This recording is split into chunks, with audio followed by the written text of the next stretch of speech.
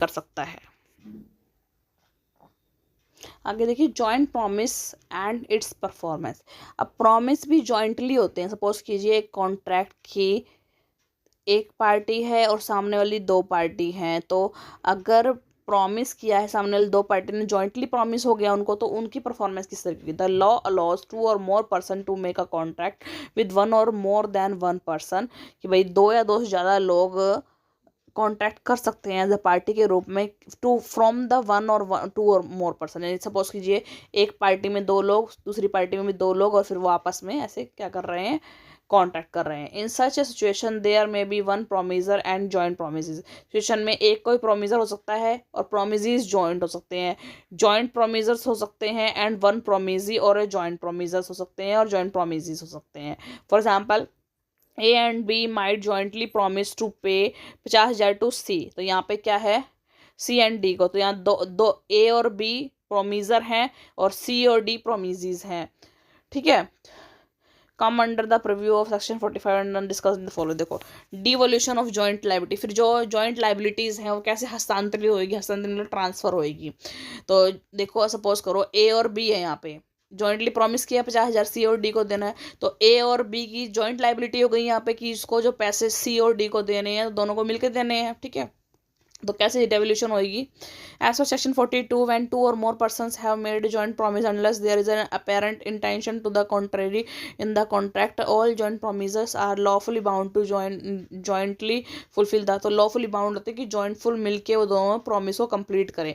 If any of them dies his legal representative must jointly with the surviving promisor fulfil the promise. अगर उनमें से एक दाई मर जाता है तो उसका कोई लीगल रिप्रेजेंटेटिव यहाँ पर उसका लीगल रिप्रेजेंटेटिव यहाँ पर उसके लिए लिएबल हो जाता है कि वो मिलकर जो जो जीवित है, जो जॉइंट प्रोमिसर, उसके साथ मिलकर वो प्रॉमिस को कंप्लीट करे। If all of them die then the legal representative of all must jointly. अगर दोनों ही मर जाते हैं तो उसके उनके जो लीगल रिप्रेजेंटेटिव दोनों मिलकर वो उस प्रॉमिस को कंप्लीट करेंगे। Under English law in case of death of the joint promisor the responsibility for the fulfilment of promise devolves on the surviving promisor and the deceased representative is not held liable to contribute.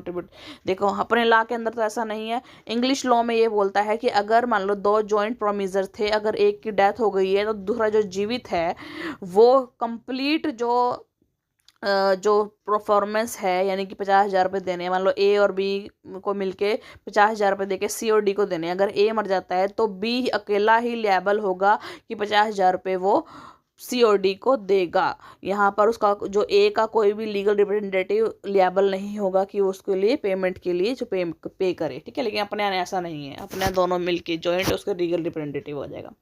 Any one of the joint promisors may be compelled to perform. अब any one of the joint promisors मतलब joint प्रोमिसर्स हैं दो, उनमें से कोई भी एक में भी कंपेल, उनको कंपेल कर सकते हैं परफॉर्म करने के लिए। According to section 43 when two or more person make a joint promise and there is a no express agreement to the contrary the promise may compel any. उसमें कोई एक्सप्रेस एग्रीमेंट लिखा हुआ कि दोनों मिलके देंगे, ठीक है, ऐसा कुछ। तो जो प्रोमिजी है जिसको पैसे लेने हैं, सपोज करो ए और बी ने दोनों ने जॉइंटली 50,000 रुपये देने थे सी और डी को, लेकिन कॉन्ट्रैक्ट में ऐसा कुछ लिखा नहीं हुआ कि दोनों मिलके देंगे, बस ये लिखा है जॉइंट प्रोमिसर हैं ये, ठीक है। तो जो सी और डी है वो किसी को भी कंपेल कर सकता है, ए को या बी, दोनों में से किसी को भी एक को कंपेल कर सकता है कि मेरे 50,000 रुपये दो, ठीक है। Each promisors may compel contribution from other joint promisors. कोई भी ईच प्रोमिसर, हर जो मतलब दो प्रोमिसर हैं, ईच प्रोमिसर में compel contribution from the other joint. देखो ए और बी है तो ए ना कंपेल कर सकता है बी को कि भाई आ और कंट्रीब्यूशन कर, तेरा 50,000 रुपये देने हैं ना जो सी और डी को, तेरा कंट्रीब्यूशन जो है इसके अंदर वो कर, और फिर मिलके अपन सी और डी को पैसे देंगे। According to section 43 when one of the joint promisor is compelled to perform the whole of the promise he may compel the other promisers to contribute equally with himself to the performance of the promise unless a contrary intention to apparent in the contract. For example, A, B and C have made a joint promise to pay 30,000 to D. A is compelled to pay the whole amount to D he may recover 10,000 each from B and C. तो A compare करेगा, D को whole amount देगा, और ए बोलेगा B और सी को कि तुम 10,000 रुपये दो मिला के, 10,000 मैं अपने हिस्से का देता हूँ और 30,000 मिला के हम डी को देंगे। ठीक है। Sharing of loss by default in contribution. Suppose कीजिए 3 जॉइंट प्रोमीजर हैं, ठीक है। ये 30,000 वाला जो हमने एग्जांपल करा है, 30,000 रुपये देने थे डी को मिलके, ए बी सी तीनों जॉइंट प्रोमीजर थे, इन तीनों को मिला के 30,000 रुपये डी को देने थे।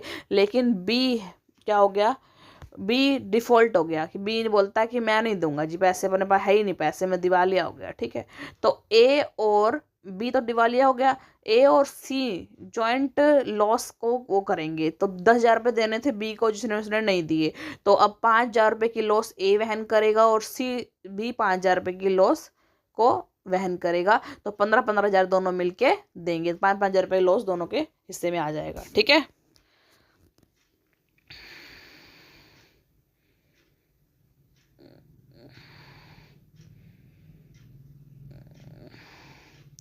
Effect of release of one of the joint promisors. अगर किसी एक जॉइंट प्रोमीजर्स को रिलीज कर देते हैं, हटा देते हैं उनमें से, तो क्या इफेक्ट पड़ेगा। According to section 44, release by the promisee of any of the joint promisor does not discharge the other joint promisers from liability, nor is the released joint promisers absolved of his responsibility to the other joint promisers under the English law। देखो, अगर release कर देता है एक प्रोमिजी, release कर देता है कि भाई नहीं भाई ये नहीं परफॉर्म करेगा, तो ऐसा नहीं होगा कि वो पर्सन जो है दूसरे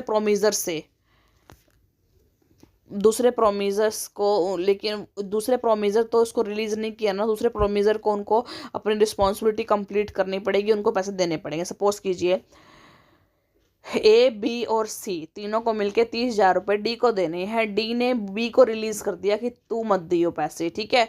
तो जो बी है वो ए और सी के लिए तो जॉइंट प्रोमीजर ही है, उन्होंने रिलीज नहीं किया, तो उनको तो वो पैसे देने पड़ेंगे। ठीक है।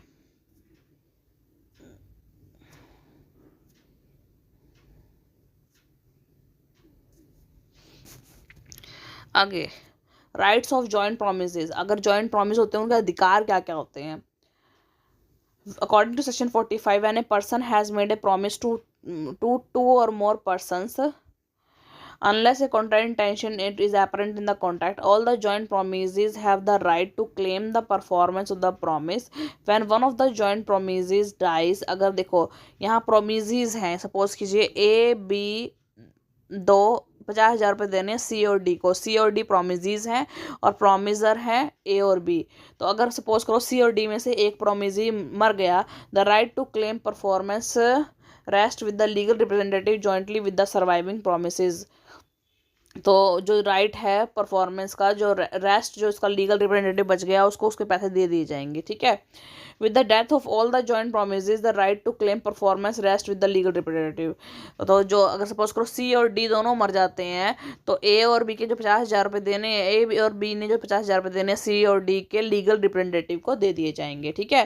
For example, A takes a loan of sum of money from B and C jointly and promises to repay it with the interest on specific date. B is died before that date. The right to claim the performance of A's promise rests to B's representative and C during the deceased lifetime।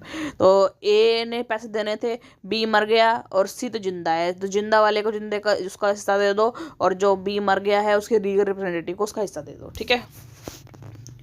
Time and place for performance. अब performance, contract के अंदर performance होनी है, उसका time लिखा होगा कि 1 जुलाई को ये मतलब एक बंदा स्कूटर प्रोवाइड करेगा और एक उसको 50,000 रुपये देगा। टाइम